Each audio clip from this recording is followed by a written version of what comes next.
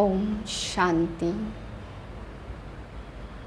अपना सारा ध्यान समेट कर मन को शांत कर लें। मैं शांत स्वरूप आत्मा हूँ।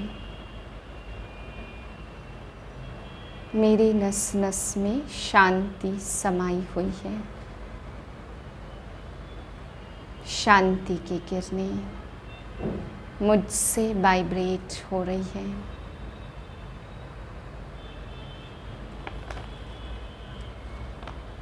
पच्चीस 7/2023 के महावाक्य हैं। आज बाबा हम बच्चों को समझा रहे हैं। बच्चे, चढ़े तो चाखे वैकुंठ रस, ये गायन इसी समय का है। तुम बच्चों से लगता है। बाबा कहते संसार में ये गायन लग नहीं सकता, क्योंकि उनको इतनी बड़ी मंजिल नहीं मिलती जितनी बड़ी मंजिल तुम बच्चों की है। मनुष्य से देवता बनना, सतयुग की राजधानी का मालिक बनना, इसलिए बाबा कहते ये गायन यहाँ का है। अगर चढ़ गए तो वैकुंठ रस, बाकी दुनिया वालों को वैकुंठ रस का अनुभव ही नहीं है। वहाँ भी बाबा कहते कच्चे पक्के सन्यासी हैं, परंतु वैकुंठ रस क्या होता है वह जानते नहीं। फिर बाबा समझा रहे हैं कि मैं तुम बच्चों को आकर के वर्षा देता हूँ।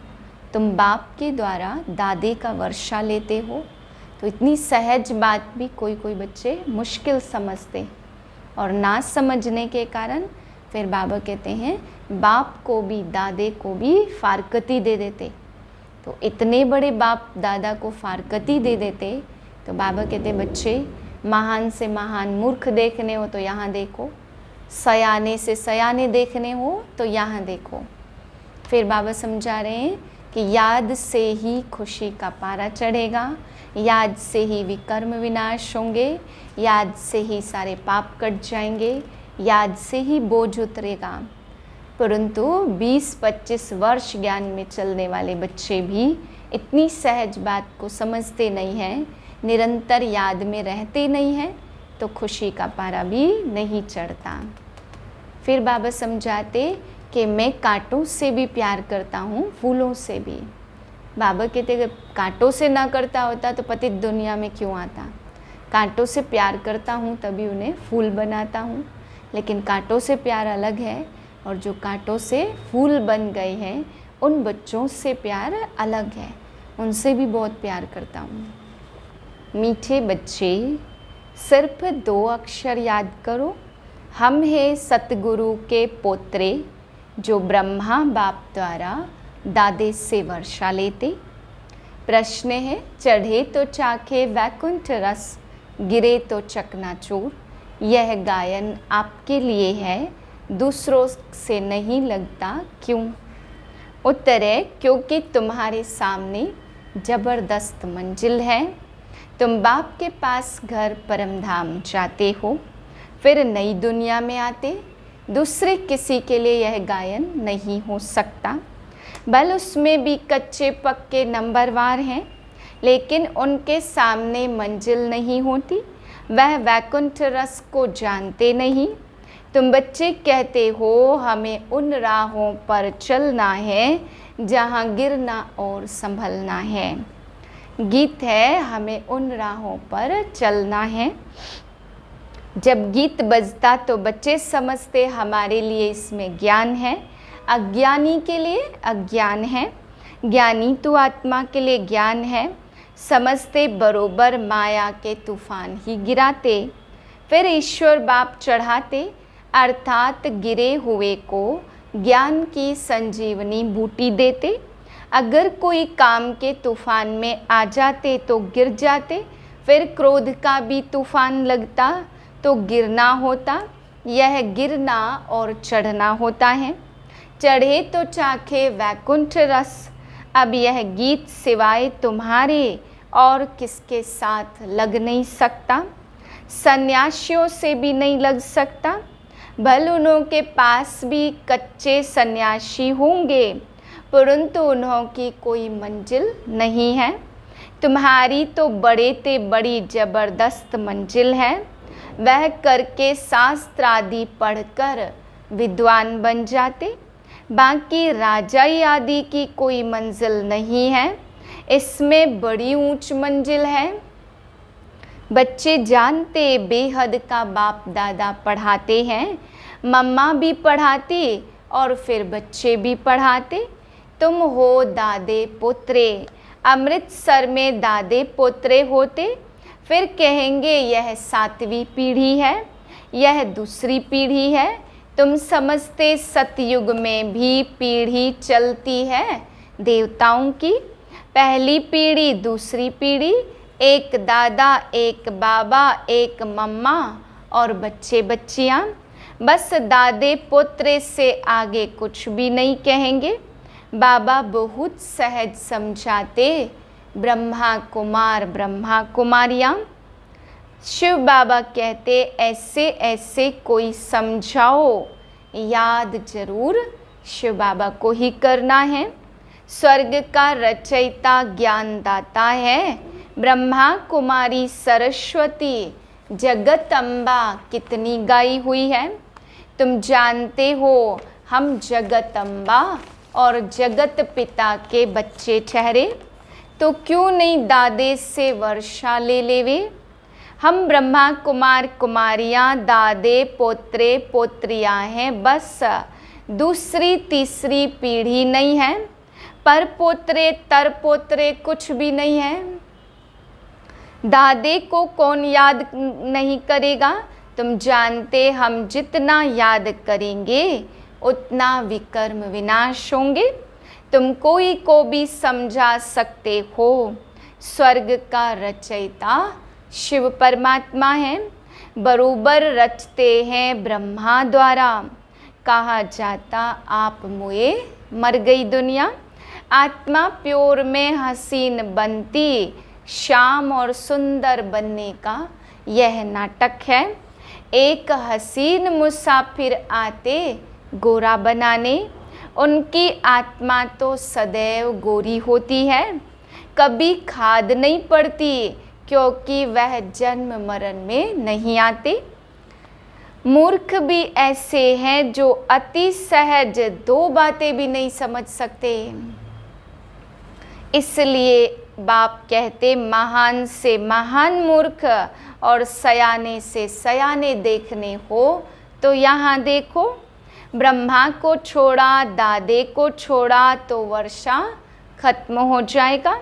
बाबा कितना सहज करके समझाते, प्रजा का पिता तो जरूर यहाँ होगा, तो ब्रह्मा मुख कमल से ब्राह्मण निकले। अभी तुम जानते हो ब्रह्मा द्वारा देवता क्षत्रिय धर्म स्थापन करते, सो तो करेंगे संगम युग पर। संगम युग पर ब्राह्मण जरूर चाहिए और कलयुग अंत में है शूद्र। उनसे क्या सुनना होता, श्री श्री ने ज्ञान सुनाया होगा और श्रेष्ठ ते श्रेष्ठ बनाया होगा। अभी तुम प्रैक्टिकल में बीके बने हो। तुम कहते हो बाप दादा हम कल्प पहले भी आपसे मिले थे, हम दादे से अपना वर्षा लेने आए हैं। अच्छा उससे क्या बने थे, सूर्यवंशी या चंद्रवंशी?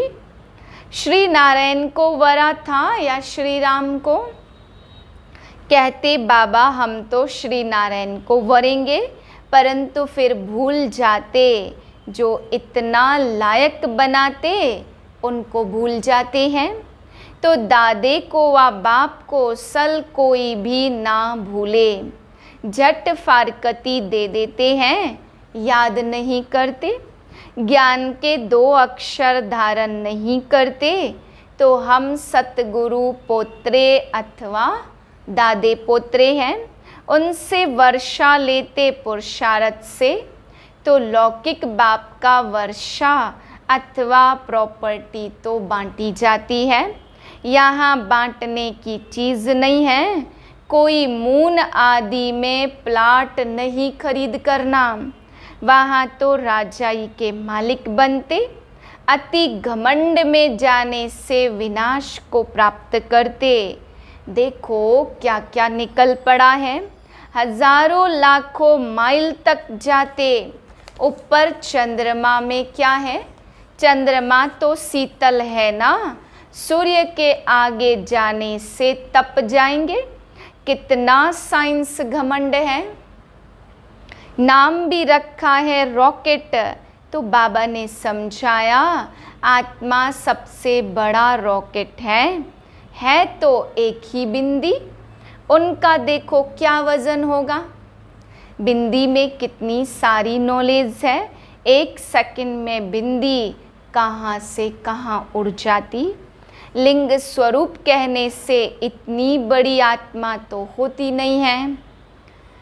पूजा के लिए बड़ा रूप बनाया। अच्छा, बाबा कहते किसकी बुद्धि में यह ज्ञान न बैठे, फिर भी यह तो समझ सकते हो ना कि हम ब्रह्मा कुमार कुमारी हैं, दादे पोत्रे हैं, हम हैं उनके पोत्रे।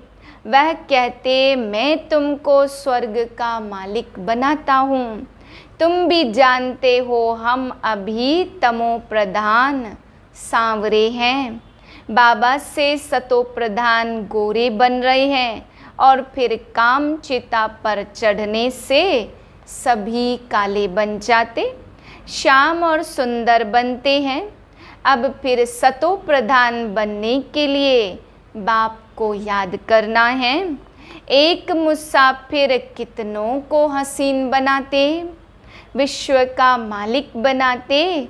सिर्फ कहते हैं मुझ बाप को याद करो, नहीं तो वर्षा कैसे मिलेगा।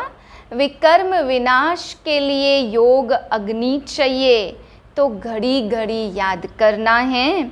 कई समझते हम बच्चे तो है ना, परंतु सारा दिन याद नहीं करेंगे तो विकर्म विनाश नहीं होंगे। खुशी का पारा नहीं चढ़ेगा। 20-25 वालों को भी यह बात बुद्धि में बैठती नहीं। 20-25 वर्ष चले, उनको भी बाबा ने कहा ये बात बुद्धि में बैठती नहीं, भूल जाते। फिर पुरानी दुनिया में आकर तकदीर को लकीर लगा देते। मम्मा बाबा कहने से स्वर्ग के हकदार तो बने हैं। प्रजा भी कहती है ना हमारा हिंदुस्तान सबसे ऊंचा। अरे सबसे ऊंच होता तो फिर कर्जा क्यों उठाते, कंगाल क्यों बनते, नौकरी ना मिले तो पालना कैसे करें। दुखी हो पड़े हैं, बच्चों को बहुत दुख ना हो उसके लिए ही यह युक्ति है। हमारा तो कांटों पर भी प्यार है, पतितों को आकर में पावन बनाता। कांटों पर प्यार है तो कांटों से जो फूल बनते उन पर भी प्यार है। उनमें कांटे भी हैं, फूल भी हैं। सर्वोदया लीडर नाम रखाया है, यह भी अपने नाम रख दिया। जैसे श्री श्री 108 कहलाने वाले, सर्व माना सब, कोई भी मनुष्य तो सबकी सदगति कर न सके। अच्छा, मीठे मीठे सिकिलधे बच्चों प्रति माता पिता बाप दादा का याद प्यार, गुड मॉर्निंग। रूहानी बाप की रूहानी बच्चों को नमस्ते। हम रूहानी बच्चों की रूहानी बाप को नमस्ते। धारणा के लिए पहली पॉइंट, देह भान को भूलने के लिए जीते जी मरना है। आप मुए मर गई दुनिया। बार बार इस देह से न्यारा होने की प्रैक्टिस करनी है। दूसरी पॉइंट, हम दादे पोत्रे हैं, हमें लायक बन उनसे पूरा पूरा वर्षा लेना है। आत्मा को योग बल से पावन बनाना है, खुशी में रहना है। वरदान है अशांति व हंगामों के बीच शांति कुंड की अनुभूति कराने वाले शांत स्वरूप भाव। जब किसी स्थान पर हंगामा हो तो उस झगड़े के समय शांति के शक्ति की कमाल दिखाओ। सबकी बुद्धि में आए कि यहाँ तो शांति का कुंड है।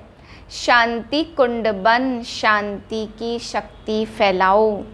शांत स्वरूप होकर शांति कुंड का अनुभव कराओ। उस समय वाचा की सेवा नहीं कर सकते, लेकिन मनसा से शांति कुंड की प्रत्यक्षता कर सकते हो। सबको वाइब्रेशन आनी चाहिए कि बस यहाँ से शांति मिलेगी, ऐसा वायुमंडल बनाओ। स्लोगन है, स्वयं की और सर्व की चिंताओं को मिटाना ही शुभ चिंतक बनना है। ओम शांति।